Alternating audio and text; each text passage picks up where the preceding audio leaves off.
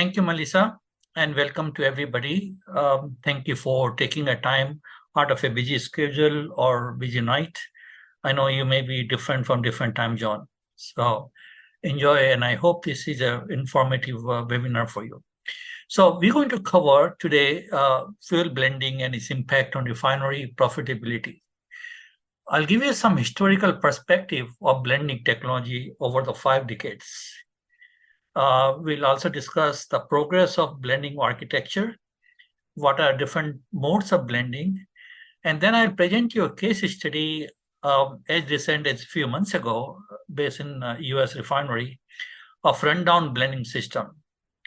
We'll also touch upon the reasons for ignore tangible benefit by refineries, problems and challenges of the blending system, and the AMCO strategy, which is based on divide and conquer principles. And then we'll finally give you the roadmap for state-of-the-art blending system. Now, this topic is a very complex and very detailed, so I may not be able to cover every aspect, but at the end, I'll give you references of our topics and white papers and YouTube channel where you can learn more about each and every topic presented in this webinar.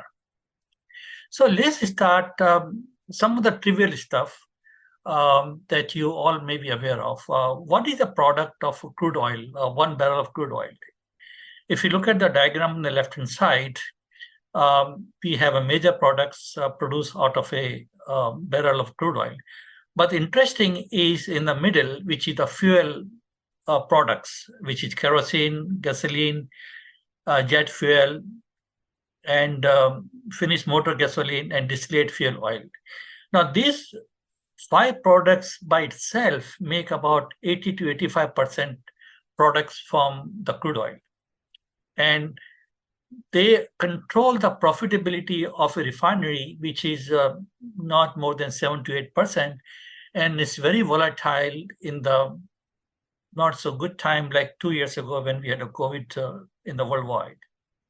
So I will be able to impress upon you the importance of blending in a refinery. And we'll see how this technology is changed and progress over the last 50 years. So we have basically 6 products produced in a refinery, fuel products: gasoline, diesel, bunker oil, jet fuels, kerosene, and LPG. These are the products which are made in blending operations, except for kerosene. Kerosene is directly from the distillation unit when it's refined and purified further, but it's not blended. So for each of these products that you see, there are different grades are made. For gasoline, it's a different octane number based gradings, 87, 80, 91. Diesel based on the sulfur content and cetane number. Bunker oil is also other properties. Jet fuel is specific for because it's used in airplanes. Kerosene used for heating and burning and lighting. And LPG, of course, cooking, heating, and other aspect. So we'll touch upon some of these products in detail.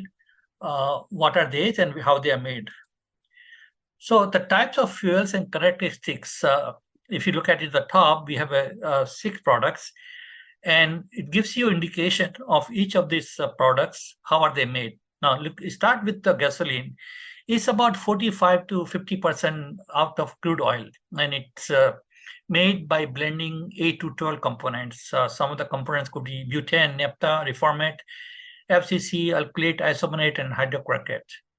And it controls the spec qualities of octane, RVP, 50% API, and toxicity. And it makes a number of 3 to 5 major grades and also, again, seasonal grades. And those octane number could vary from country to country and season to season.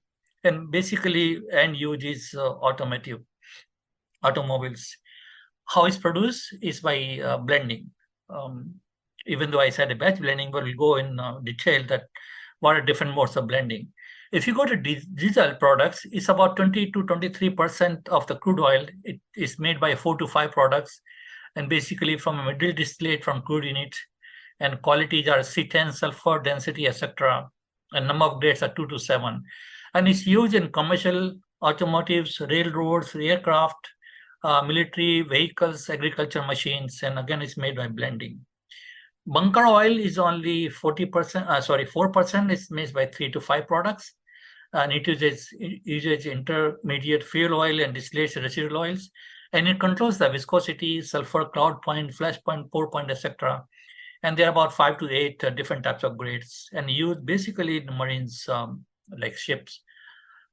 And it's again made by batch blending. Jet fuel is 9% production from the crude oil because of the usage in the aeroplanes and rockets.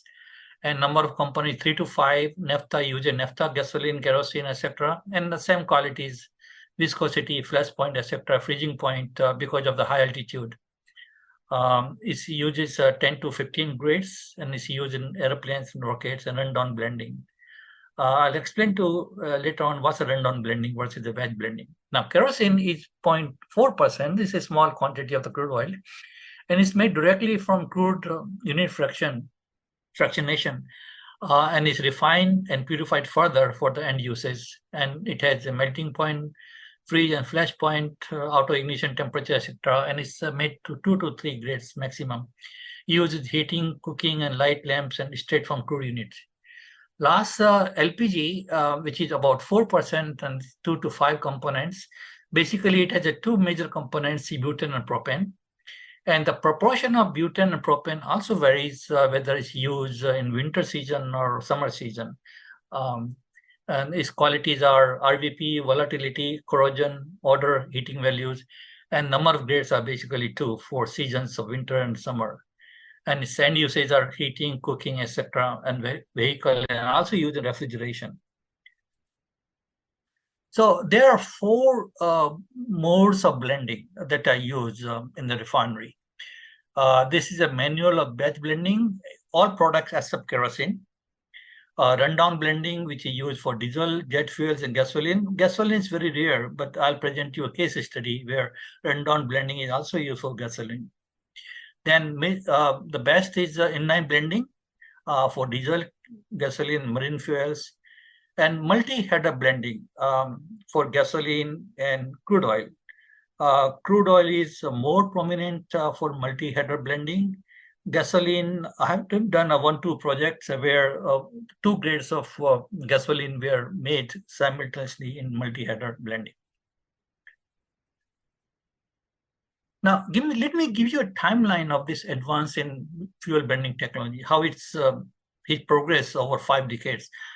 And I was witness and participant of each of these technologies since 1970.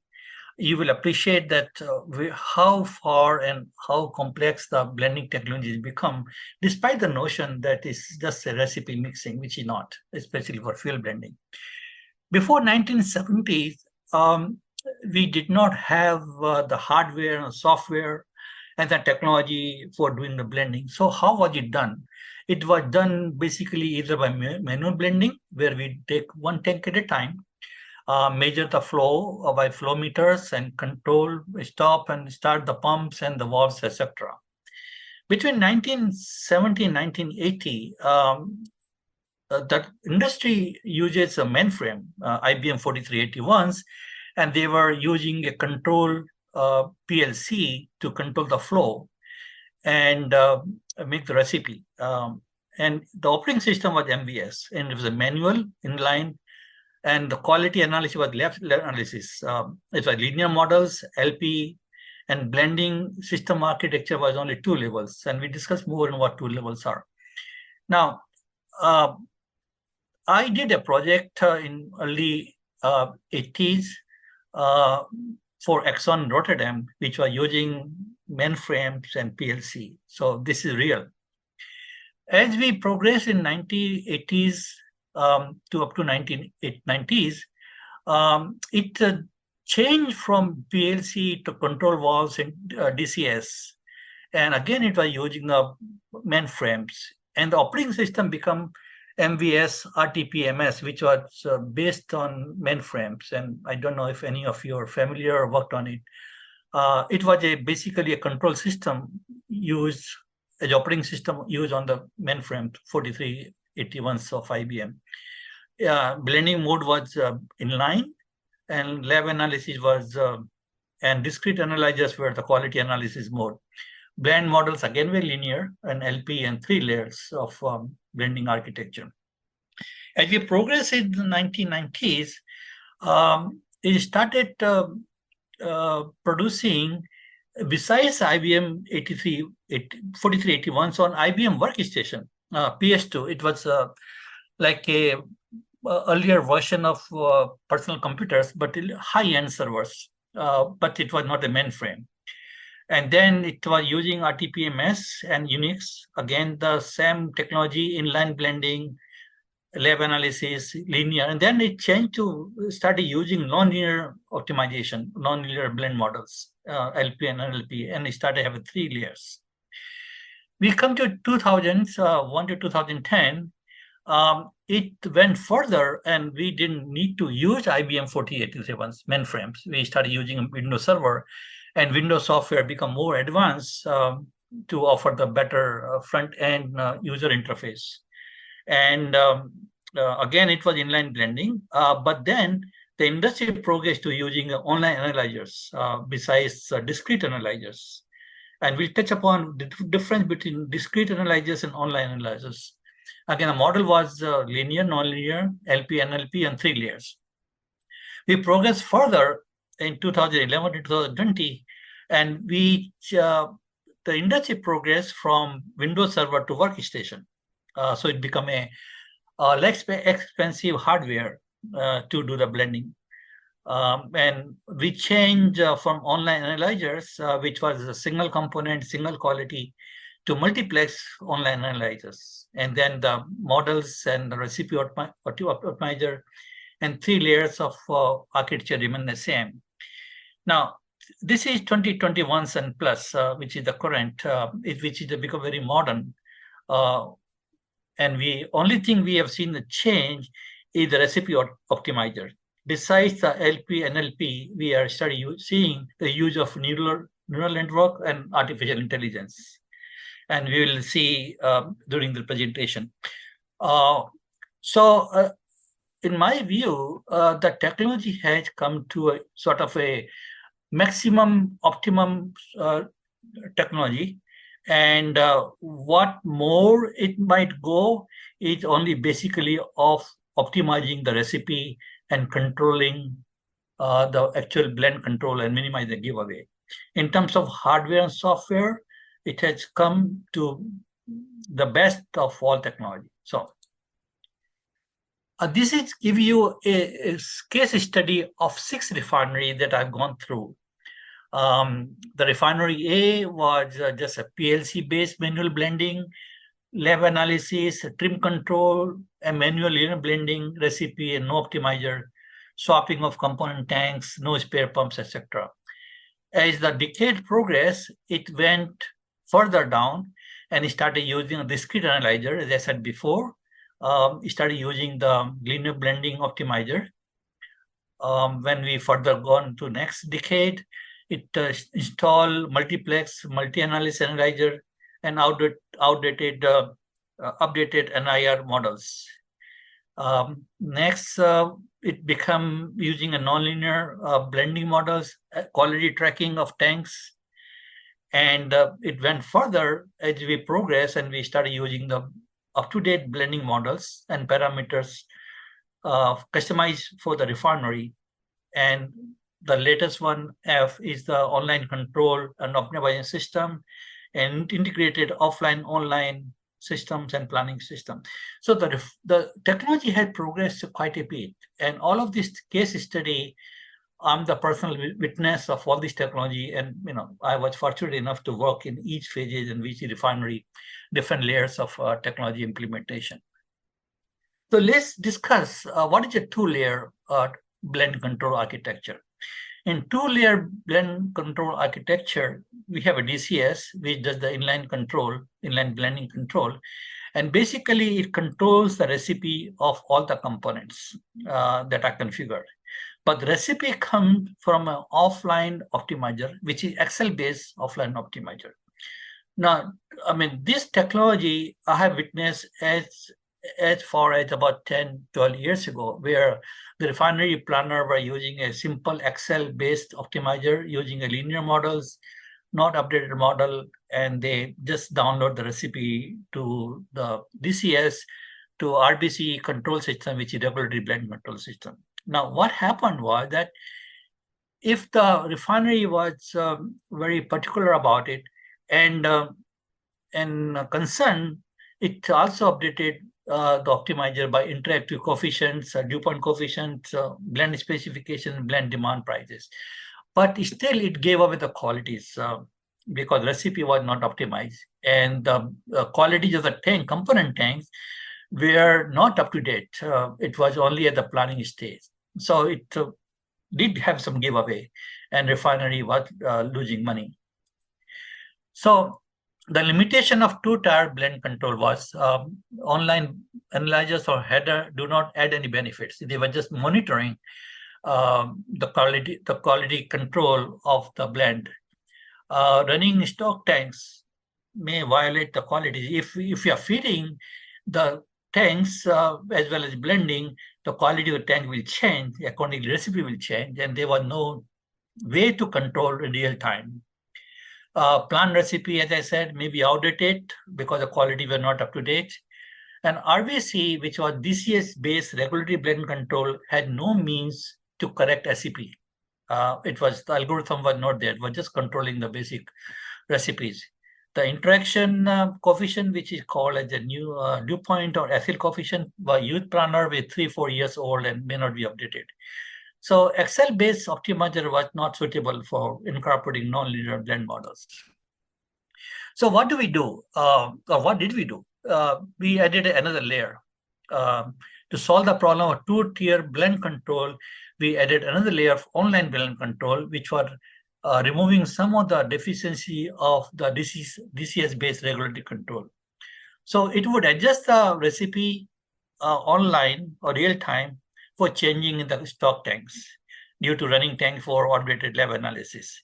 It tracks the final product quality to make the product on spec, minimize quality giveaways, minimize changes in planner's recipe, and optimize the inventories.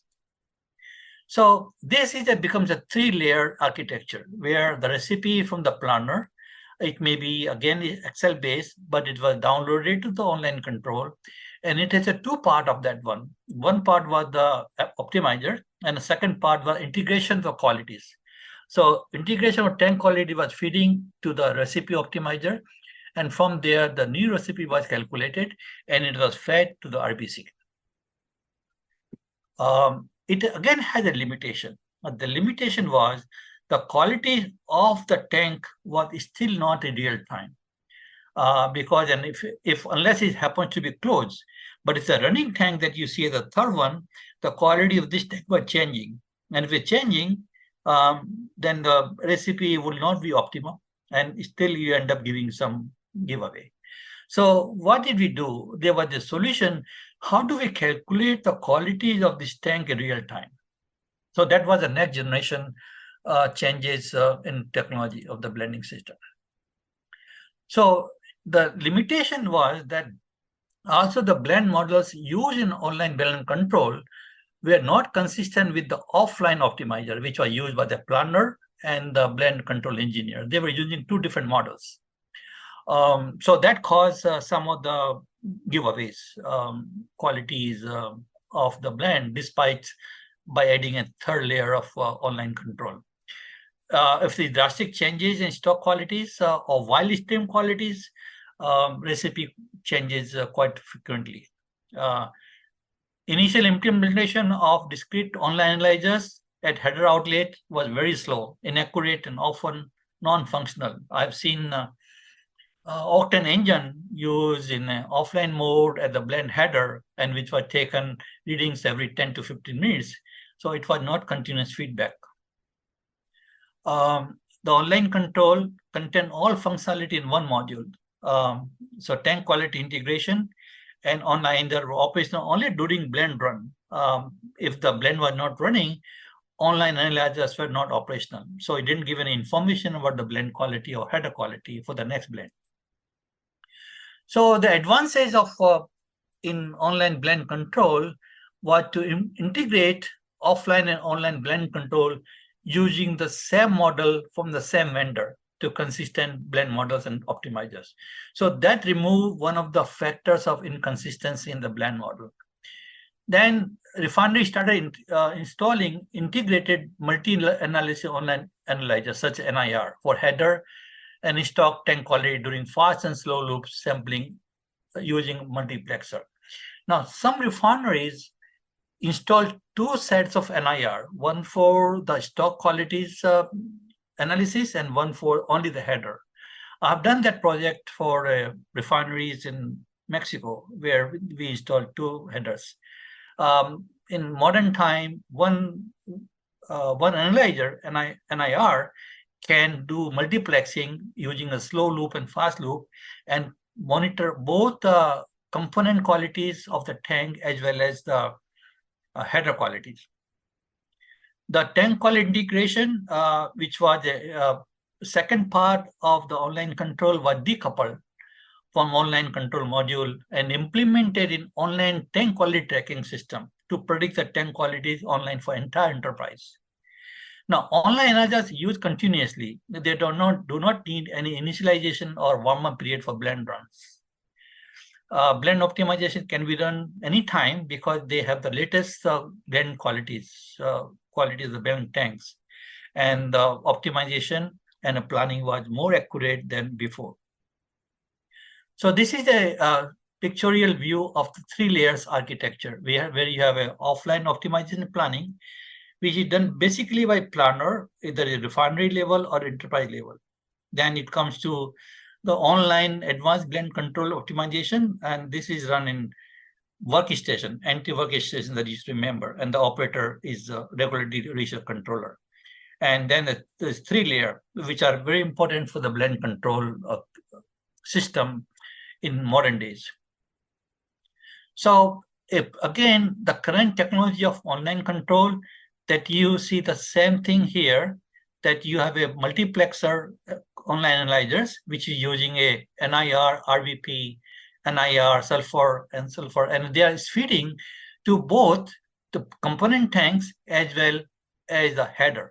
So one set of analyzers, online analyzer, used in a multiplex mode, can get the qualities of the tanks, component tanks, and also the blend header.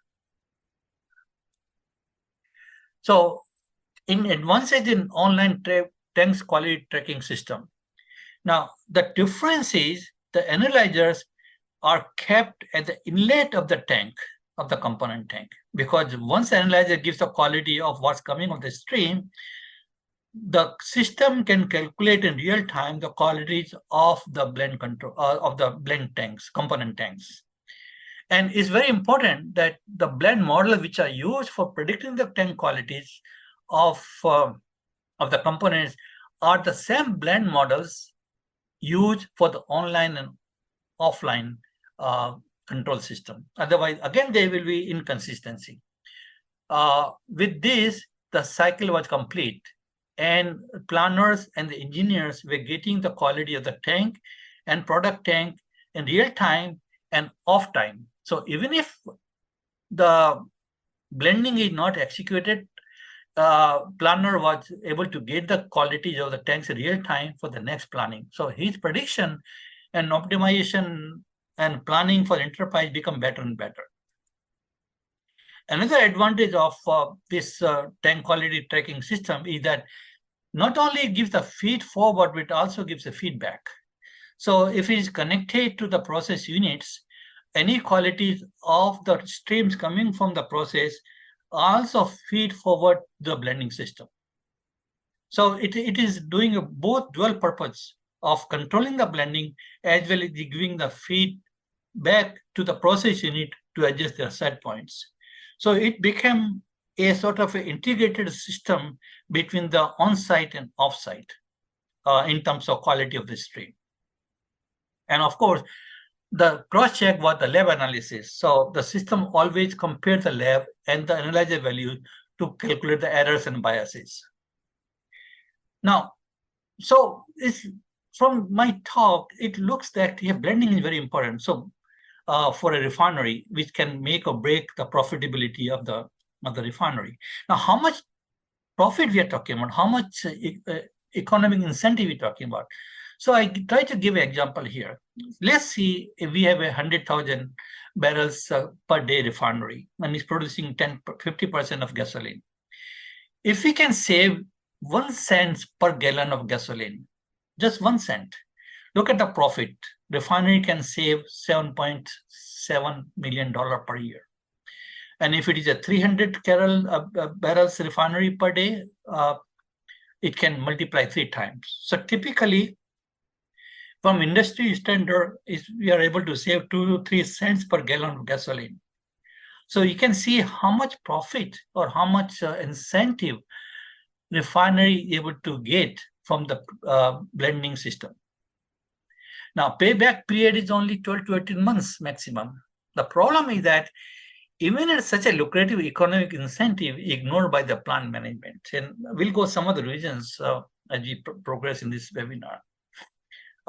Even that much profit is not achieved in online process units by all the optimization and efficiency they install in the process units. So, but what are the blending challenges? Despite all this huge economic incentive, the blending challenges are many. In the tank form, and the field equipment, control valves, pumps, ROVs, and blending headers, online analyzers, blending operations, and blending controls. So all these areas have their own constraints. Some of physical constraints, as you see from the top 3 rows, and the operational constraints that you see: online analyzers, blending operations, and blending control. Now, I may not go in very detail of this all these challenges, but give you some idea. So if we talk about management of infrastructure, which is we have a large number of field equipments, manpower intensive. We have to open and close the valve and manage shutting down and opening different instruments. Calibration maintenance requires. In the control part is a very poor hierarchical design. Educated staff training and not provided. So there are many challenges for each phase of the blending system. And this is not only the blending system, but some of it also apply to online processing or on-site processing and optimization, reconciliation. Now, all of the areas have some benefits and some lost tangible incentives. So my company had divided this area into called an M-core strategy. M stands for managed infrastructure, which consider all the field equipment, tank farms, and the automation on that. So if we can achieve those, it's going forward to advanced technology for the blending. Then we have the control manufacturing, which considers all the automation islands of the blending system, which is about 10 or 12, and how they are automated. Then optimized production is just not controlling the recipes, but also to optimize the recipe. The first layer was to control it, and second step was to optimize the recipe. So the refineries can make the blend on spec, but are they making money for that spec or not? That's a question where it comes in optimization of the refinery, which uses the cheapest component and minimize the use of expensive components. Then reconcile hydrocarbons. Now, refinery also lose a lot of money in inefficient reconciliation of hydrocarbons. Hydrocarbons is what comes in, what goes out, and it's sometimes considered as an oil loss. And you will see a glimpse of what that oil loss means to the refinery. So what are the blending benefits coming from? Where are they coming from? So if we take a 300,000 barrels per day of crude oil throughput, and if we look over the 4 core strategy, we get a benefit of 10% of automation of infrastructure, 30% of control of manufacturing, 40% optimization of production, and reconciliation is 30%. So infrastructure automation is minimal, but the last 3 layers are very maximum. If you focus on blending itself, we have planning and scheduling, which gives a 5%, offline optimization 50%, and online control is 30%, and regulatory control is 15%, because you're just giving a more production volume from a DCS control. So blending itself alone has a $25 to $30 million per year benefit. Interesting fact is that out of blending, the offline optimization gives a 50% of benefits. And that is a fact which is ignored by most of the refinery in the past, in the last 30 to 40 years. And it requires minimum expenses, minimal investment. It's a personal computer and a software. And it's achieved the huge benefits, about $20 to $25 million without investment in other infrastructure. Still is was ignored by the refinery management. Now, reconciliation of benefit is about $4 to $5 million by just minimizing oil loss by 0.5%. And I work for major refinery corporation in the US and abroad, and prove to them that by just changing some reconciliation procedure, their profit can be huge based on their through capacity. So these benefits are based on actual case studies and execution of automation project worldwide. And they may be different slightly for a specific refinery, but they indicate the average loss benefits.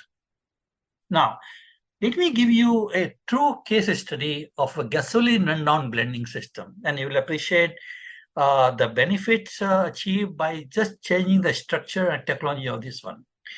The refinery which I did a case study about 3 or 4 months ago was making the gasoline blending in a rundown mode. So it was creating gasoline from 5 components. And it was just blending rundown. It was no optimization because it was running directly from the unit. You could not change the set points based on what is coming down. So all this was coming to rundown tank. And they were adding some isobutane, the normal butane to make the spec of RVP on spec. Now, they came to us and asked us, what can we do better to of this technology to improve? So we look at the data, and we analyze the data for a year and seeing how much they are giving away.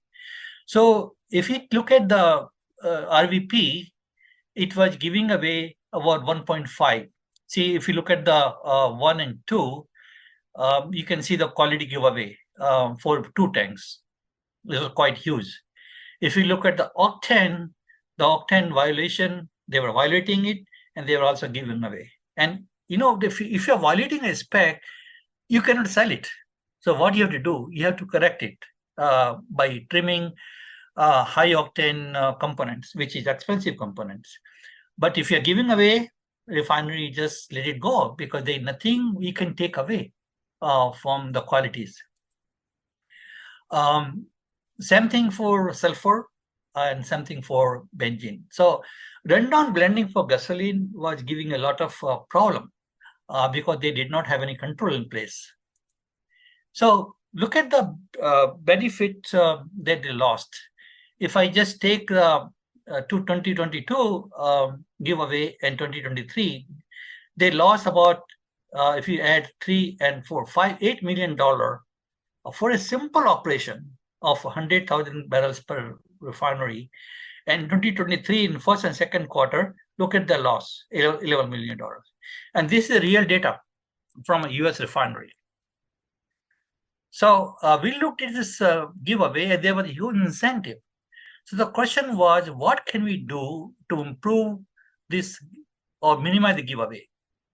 So we implemented, or we suggested, a feed-forward and feedback blend control. Now, we had to install some additional analyzers, data collection, rundown tank quality integration, offline optimizer, and which are the trim blending tanks. And it was also AI-based online blend control. Modcon is our partner. So it was adjusting. The only question was at this option, are we allowed to change the stream flow set points of the refineries units? And that was the question refinery not able to answer to this case study.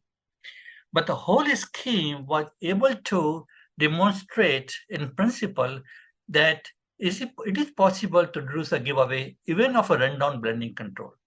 Now, we all know that rundown blending control is very difficult to control because we have to change the set points of the streams coming from the units, and sometimes refinery don't allow that.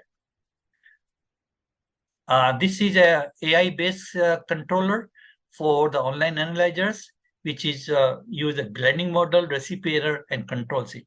So there are many ways of modeling this control system. One is using the direct principal method, which is uses equations, and another method using a deep information learning AI, artificial intelligence. So there are many techniques available in the marketplace with the pros and cons of them. And we'll have a white paper and topic coming on that, and a webinar also soon on that. So for that particular case study, there were 6 phases that we propose. Feasibility study, offline optimization to start with, tank quality integration, multiplex online analysis, online control, and dual analyzer system. And each of them gave the ROI as you progress. So if you look at it, offline optimization achieved 40% of tangible benefits. When we put tank quality integration, 15%. Multiplex component online analysis, 20%. And this one, online control, achieved 35% of the tangible benefits. So by implementing these phases in sequence, we were able to achieve additional ROI on the tangible benefits. So if you look at the summary, it was a loss benefit was a $5 million, very conservative, and we could claim about 67% of 2 sigmas, $3.35 million, and range of investment $1 to $1.5 million, and estimated ROI period 3.4, project completion months 6 to 9 months. Now, what would you think at this slide? Does it very lucrative and proven case for refinery management? You would think yes, but no. Management ignored the proven tangible benefits, and they moved on doing the same thing, no changes. And this is not I'm talking about in 2023, but I have seen this personally over 4 or 5 decades, where we have proven the tangible benefit to refinery, and management didn't see it, and they ignored it. So that's the story. Now, so we have strategic roadmap for advanced fuel blending system, and there are 8 steps that are outlined here. First, you have to identify the automation island, and there are 10 automation islands for the blending system. You start from the laboratory, lab analysis, tank form, field equipment, DCS, additive control, and blend header, and NRI, and the dispatch system. Now, each of these topics is covered in detail in our academy, and you're free to explore and learn more. The second comes, The second step comes, you got to know where you are before you move ahead. So you got to do the benchmarking of your system. The benchmark system that you have developed and implemented in many refineries, it looks at your entire system of all the automation islands and see where are you. And we compare with the ideal case. And then we rank the refineries blending system in 2 indices, effectiveness and automation. The automation considers how well your systems are automated, and efficiency index considers how efficient your operations are. And based on that, we generate a rank for the refineries, a fuel blending system. And then we compare for the rest of the refinery in the same enterprise or worldwide refinery. So you get a feeling where you stand. I've heard from refineries saying to me that, oh, our blending system is the best in the world. Nobody can do better than us. I say, okay, prove it to me. Let me do a benchmark study for you, and then I'll tell you whether you're 100% at par with others, 90% not.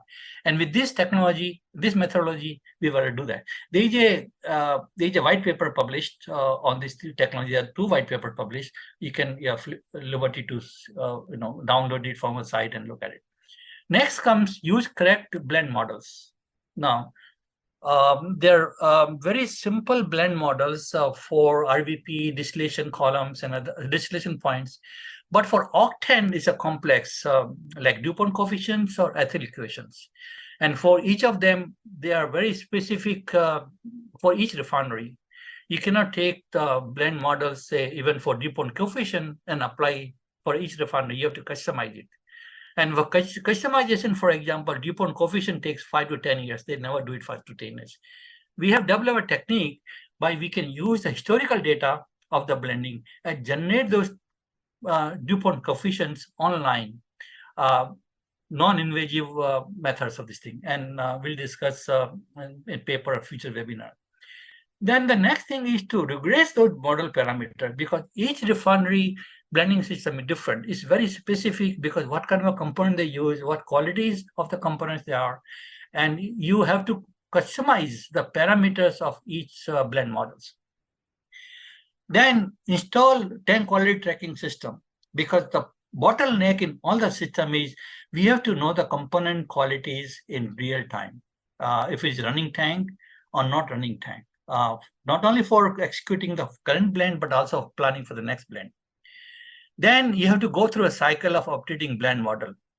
You calculate it, you predict it, you go back, modify it, and you have to go in a cycle until the blend model is perfected.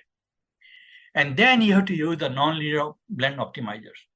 Okay, once we have done that, all of this we have done, then we have to know how well did we do. We have to monitor and sustain KPI. And if we just do it and forget about it, you don't know how well your blending system is done. And most of the refineries do that. They just monitor and sustain or not sustain KPI. They forget about it. And it's a problem. Finally, the biggest disadvantage that the workforce, training the workforce.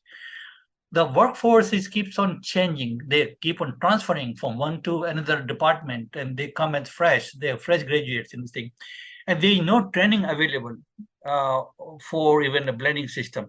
They think the blending system is very simple and anybody can do it. I have taught these courses over 20 years to engineers from the worldwide refineries, and they come without no knowledge of what actually blending system is or what offsite operations are. Now, those were done in a public courses or in-house courses and which are not available, or the expertise in-house is gone. Now we have eliminated those kind of a restriction and brought that kind of a knowledge to you by our academy, online academy. So explore and browse.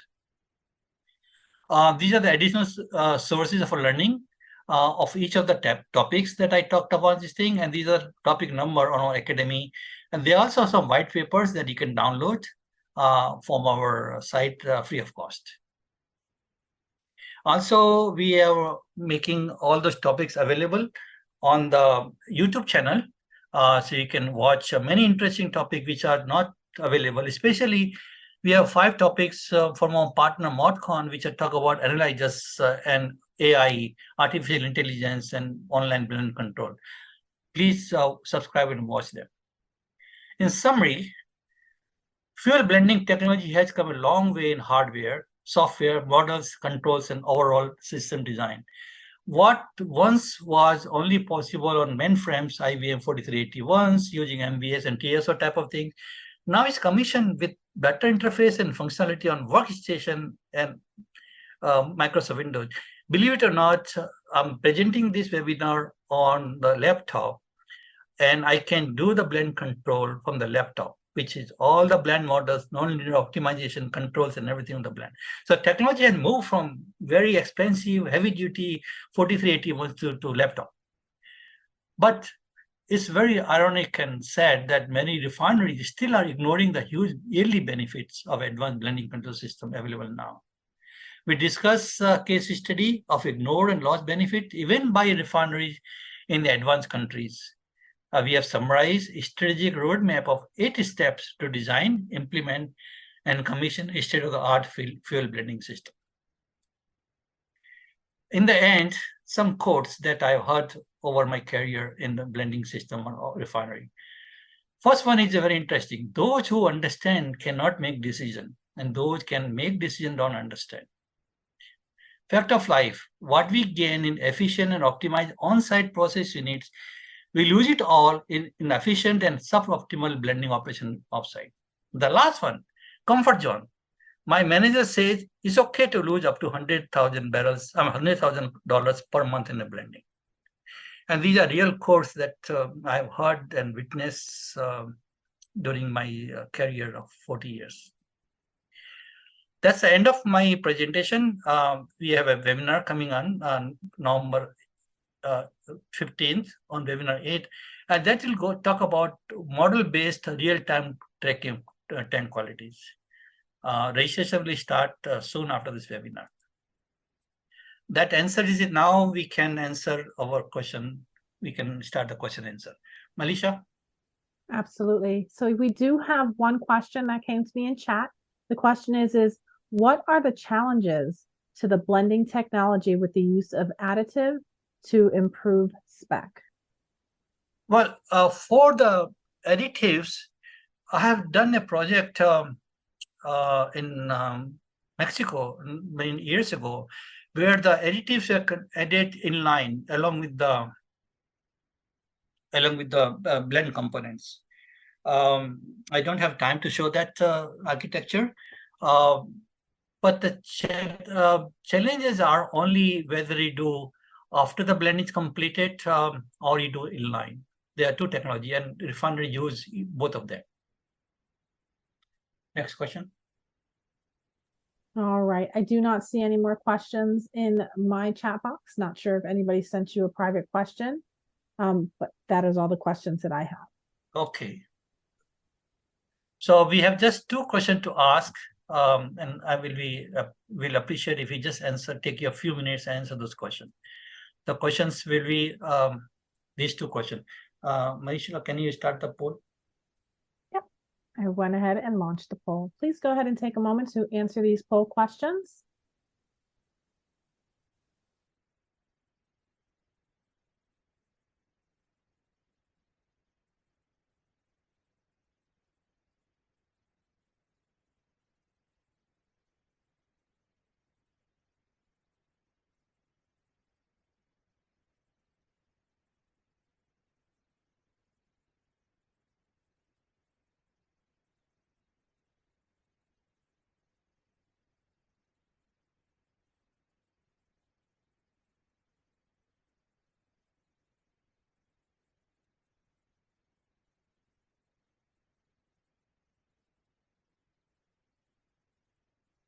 All right. Once again, if you have not done so already, please do take a moment to respond to the poll questions that have appeared on your screen.